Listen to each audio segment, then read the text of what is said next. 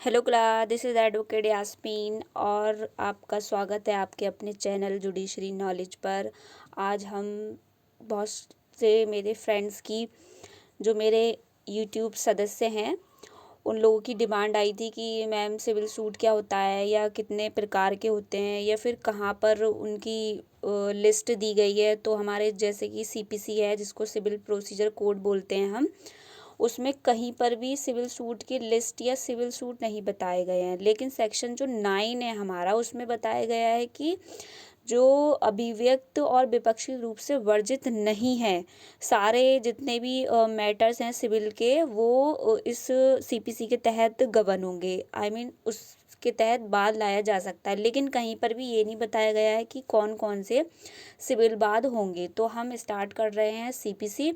अगर आप इस चैनल पर नए हैं तो चैनल को सब्सक्राइब कर लें और वीडियो को लाइक कर दें, अपने ज़्यादा से ज़्यादा दोस्तों को शेयर करें, क्योंकि ये एक लॉस पेरेंट के लिए भी बहुत ज़रूरी है और जो लॉ कर रहे हैं उनके लिए भी, और जो जुडिशरी की तैयारी कर रहे हैं उनके लिए तो है ही। ठीक है, तो आइए हम देखते हैं। सबसे पहले हमें देखना है क्या कि what is the civil suit. तो सिविल सूट क्या है, ठीक है, जो हम देख रहे हैं सीपीसी 1908 के तहत। हमारा जो सीपीसी है एक्ट नंबर 5 है जो कि 1908 का है, ये भी याद रखना है। ये बहुत इम्पोर्टेंट जो है, एक तरह से कह लो एमसीक्यू का क्वेश्चन है। ये 1908 का है, एक्ट नंबर 5। और जो है ये भी याद रखना है कि कब से ये मतलब इन्फोर्स हुआ था या लागू हुआ था। तो 1 जनवरी 1909 में लागू हुआ है। बहुत से मतलब बच्चों को या एस्पेरेंट को ये कन्फ्यूज़न रहता है कि जो 1908 का है तो शायद 1908 में ही लागू हुआ होगा, पर नहीं, 1 जनवरी 1909 में लागू हुआ है ये कम इनटू फोर्स। ठीक है, तो हम देख रहे हैं आज सेक्शन 9 के तहत की मतलब सिविल सूट क्या होते हैं। तो इसमें ही बताया गया है, सेक्शन 9 का क्रक्स है ये कि जब तक कि वर्जित ना हो, मतलब कि उसको बार्ड नहीं किया गया जब तक, तो न्यायालय सभी सिविल वादों का विचारण करेगा। ठीक है, अब इसका ये जो इसको और संक्षेप में बता दिया है इन्होंने कि न्यायालय को इसमें अंतर्विष्ट उपबंधों के अधीन रहते हुए, मतलब जो इसमें अंतर्विष्ट उपबंध मतलब जो समाहित किए गए हैं उसके रहते हुए ही आगे कार्य मतलब प्रोसीड होगा। ठीक है, ये बताई गई है इसमें। फिर है उन वादों के सिवाय, मतलब जो इस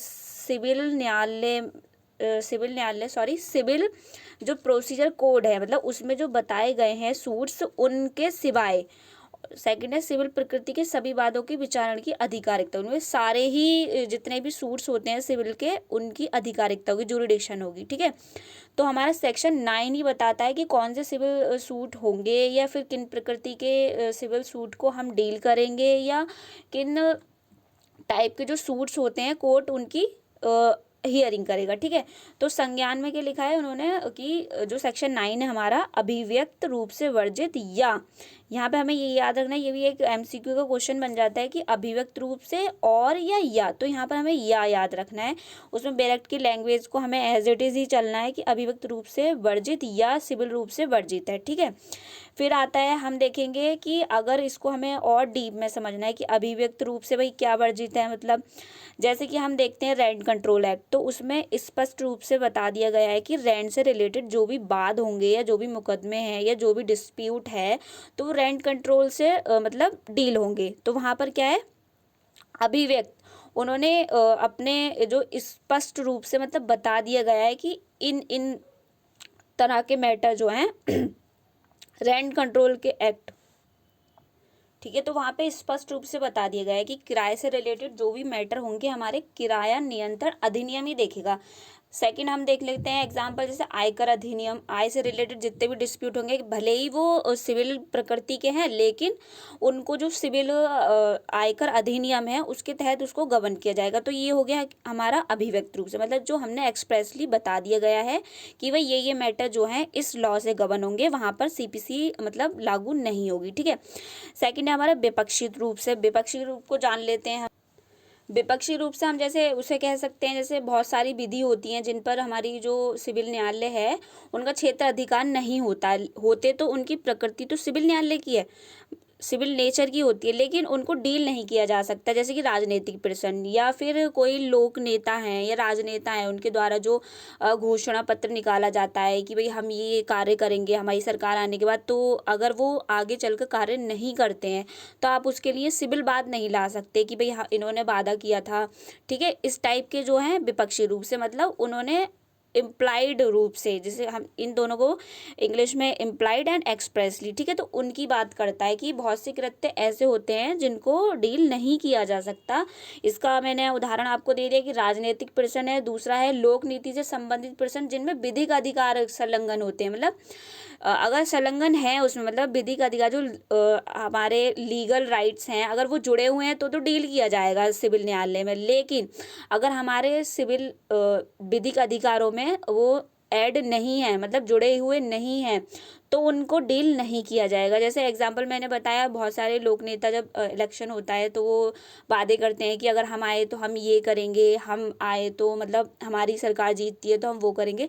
तो उसमें आपके कोई भी अधिकारों का, जो कह सकते हैं हम, जो लीगल राइट्स हैं वो जुड़े नहीं होते हैं। वो सिर्फ एक अपने प्रदर्शन के रूप में या अपने आप को इस्टेब्लिश करने के लिए वो सिर्फ ऐसे ही वादे होते हैं। वहाँ पर लीगल राइट का कोई कनेक्शन नहीं होता है। ठीक है, तो इसलिए वहाँ पर उसको सिविल न्यायालय में डील नहीं किया जाएगा। थर्ड आ जाते हैं हमारे जैसे राज्य कृत्य हैं।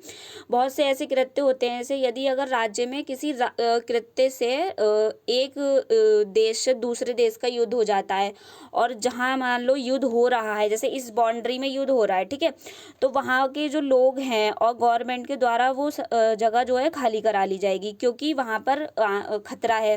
ठीक है, तो वो लोग जो हैं ये नहीं कह सकते कि आप हमारे प्रॉपर्टी पर रहने का अधिकार है, या हमारी वहाँ की ज़मीन है तो हमें खेती करने का अधिकार है, वो आप छीन रहे हैं। वहाँ पे उस चीज़ को डील नहीं किया जाएगा परिस्थितियों को देखकर। ठीक है, भले ही आपका वहाँ पर लीगल राइट भी एक तरह से कह सकते हैं हनन हो रहा है, लेकिन क्या है, राज्य के ऐसे कृत्य होते हैं कुछ जो कल्याण के लिए होते हैं, तो उनमें वहाँ पर व्यक्ति जो है सूट वैसे दायर नहीं कर सकता कि भाई ये हमारी प्रॉपर्टी है, हमें यहाँ से क्यों निकाल रहे हैं, ये हमारा तो यहाँ पर खेती का राइट है, बसने का अधिकार है, व्यापार करने का अधिकार है, तो वो चीज़ इसमें नहीं आएगी। ठीक है, तो आई होप ये अभिव्यक्त हो विपक्षी रूप से आपका क्या बोलते हैं क्लियर होगा।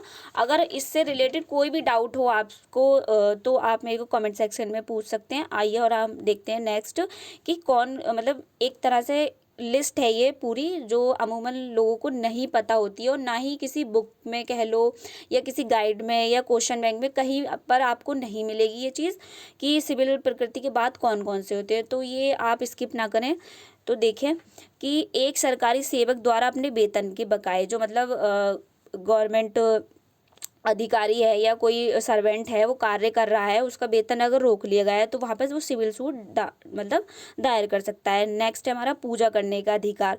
अगर पूजा, जैसे सबरीमाला का बहुत लीडिंग केस है, इससे ही रिलेटेड हम इससे कनेक्ट कर सकते हैं कि वहाँ पर महिलाओं को रोक लगा दी गई थी कि वो जो है मंदिर में प्रवेश नहीं कर सकती, या महिलाओं को एक तरह से वहाँ पर अपवर्जित कर दिया था कि वो वहाँ पर नहीं जा सकती, तो वो पूजा करने का अधिकार को उनको छीन रहे थे, तो वहाँ पर जो है सिविल बाद लाया जा सकता है। ठीक है, नेक्स्ट हमारा एक मृतक को दफनाने का मतलब संबंधी अधिकार। मृतक जैसे अगर मान लो मुस्लिम्स में जो मृत्यु हो जाती है तो वहाँ पर कब्रिस्तान होते हैं, तो कब्रिस्तान में दफनाने का जो अधिकार है, मान लो बहुत से जो कम्युनिटी है, मतलब है तो मुस्लिम लेकिन उनमें अलग अलग जाति है, ये कहे ये यहाँ के लोग यहाँ दफन नहीं होंगे या यहाँ के दफन होंगे। ठीक है, तो उस चीज़ से भी रिलेटेड अगर कोई ऐसा डिस्प्यूट होता है तो वो भी इससे डील किए जाएंगे। ठीक है, नेक्स्ट हमारा मत देने का अधिकार। एक तो हमारा कॉन्स्टिट्यूशनल राइट है, ठीक है, जो हमारे अनुच्छेद में बताया है। नेक्स्ट है हमारा सिविल राइट्स भी है, ये एक लीगल राइट जो हमारा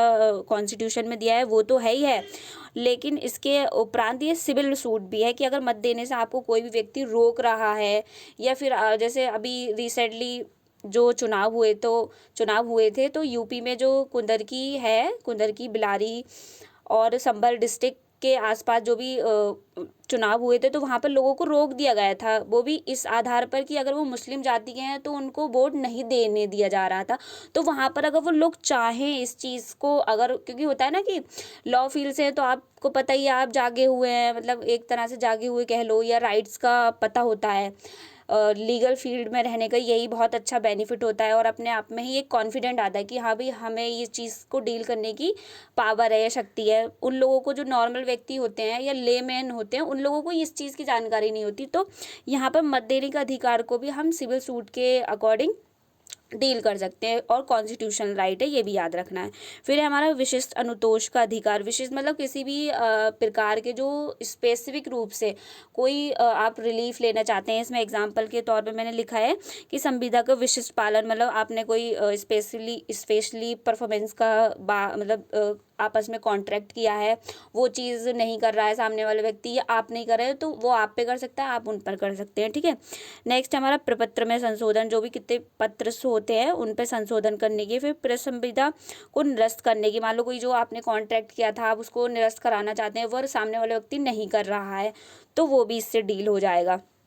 नेक्स्ट हमारा घोषणा का अधिकार, फिर है व्यादेश का अधिकार, ये सब इसमें विशिष्ट अनुतोष के मतलब अंतर्गत ही आएंगे। नेक्स्ट है हमारा कि दीवानी प्रकृति या दीवानी अपराध के लिए क्षतिपूर्ति। मान लो जो कोई भी ऐसा क्राइम है जहाँ पर आपको क्षतिपूर्ति हो गई, जैसे एक तरह से रोड जो एक्सीडेंट हो जाते हैं, है ना, तो उसमें माल का भी हानि हो जाती है और एक तरह से जान की भी हानि हो जाती है, तो वहाँ पर जो कंपनसेशन के रूप में आप बाद लेकर आते हैं तो उसको सिविल प्रकृति का कहते हैं, ठीक है।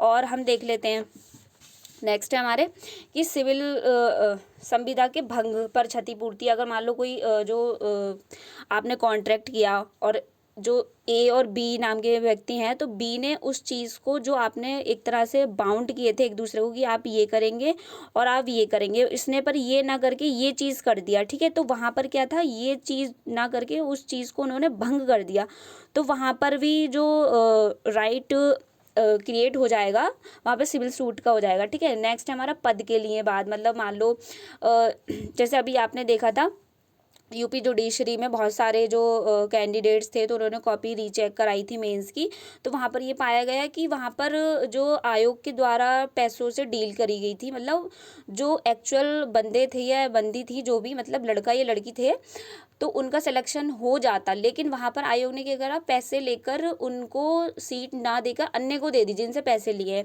तो एक्चुअल रूप में तो ए, जैसे मान लो ए ने पास किया मेंस, है ना, मेंस ए ने पास किया, तो वो अधिकारी हो गया उस सीट का कि भाई ये सीट जो है, एक सीट जो है इसको मिलेगी, लेकिन आयोग ने एक को ना देकर, मतलब ए को ना देकर बी पर्सन को दे दी, जिससे उन्होंने पैसे लिए या फिर उनसे जो साठ-गांठ हुई थी उस रूप में।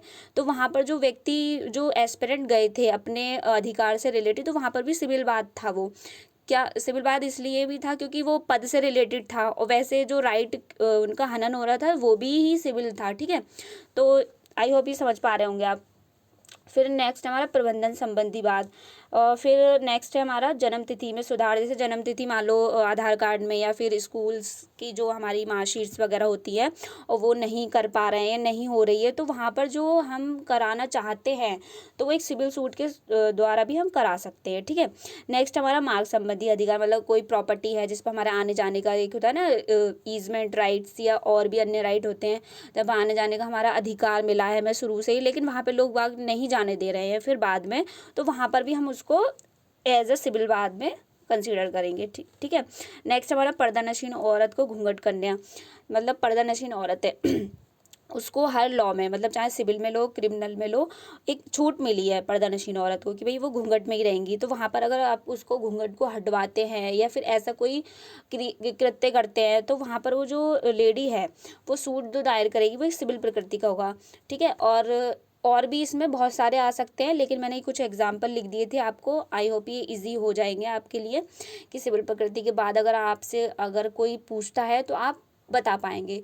एक हम ये भी कह सकते हैं कि किसी व्यक्ति का संचालन या चेयरमैन की हैसियत संबंधी की जो अधिकार होते हैं ना, जैसे मान लो चेयरमैन्स होते हैं हमारे टाउन में या फिर और भी जगह, तो उनसे जो क्रिएट होते हैं राइट, वो कार्य नहीं करा रहे हैं या फिर हैसियत से रहते हुए, हैसियत मतलब वो चेयरमैन के पद पर रहते हुए कोई कार्य कर रहे हैं, तो वहाँ पर भी उसका जो कार्य किया जाएगा वो सिविल उसमें ही आएगा, ठीक है। तो आई होप ये आपको वीडियो अच्छी लगी होगी और हेल्पफुल तो होगी ही होगी आपको। आप मेरे को कमेंट में बताना, और जिस टॉपिक पे आप वीडियो चाहते हैं वो कमेंट सेक्शन में ज़रूर बताना, और वीडियो को ज़्यादा से ज़्यादा लाइक, चैनल को सब्सक्राइब करना बिल्कुल ना भूलें। तो आज की वीडियो बस इतना ही। Thank you.